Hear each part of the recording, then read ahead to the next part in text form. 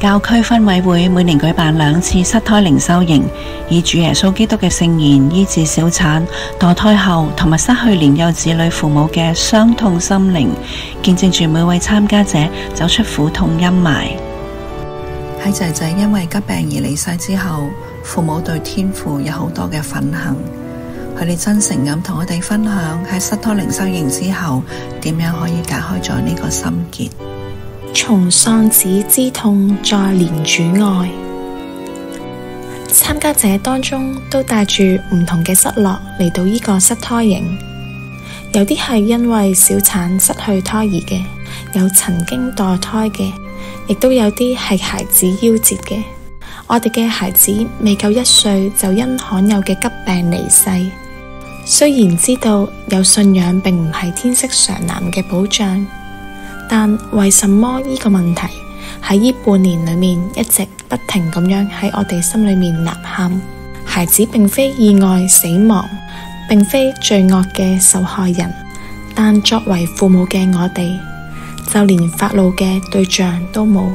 自然而然，我哋質疑嘅對象就對準一直所依賴嘅天父。我哋對天父嘅愛不知不覺間都被動搖啦，甚至懷疑天父係咪對我哋嘅愛都改變咗，有着一連串嘅疑惑同埋情感嚟到營會。喺呢度，我哋能夠有一個安全嘅空間，彼此安然坦誠咁樣分享流露我哋心底裏面潛藏已久嘅感想同埋想法，可能平時喺屋企人、朋友、教友面前都唔方便透露，旁人亦都唔容易體會明白嘅，喺呢度都能夠暢所欲言。其中有一個環節，我哋更加有機會可以想象親自同天父好好訴說失去孩子後嘅內心感受。我哋一股腦勁咁樣將心中嘅鬱悶、不解、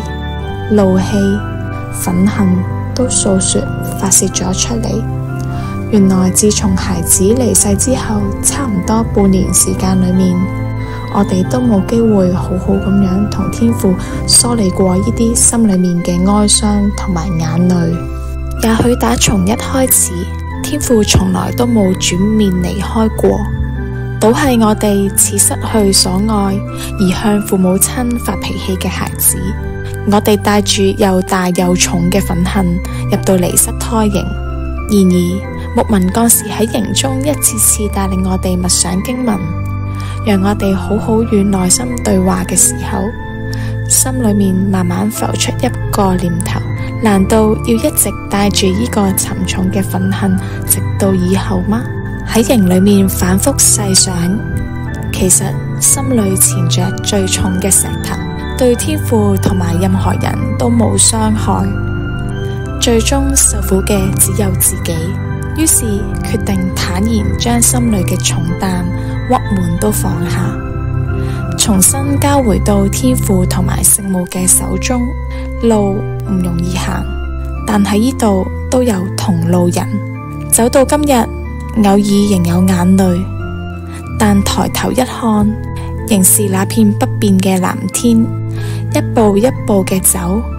路總會走得過來嘅。我哋明白你失去孩子嘅感受，打嚟同我哋傾下。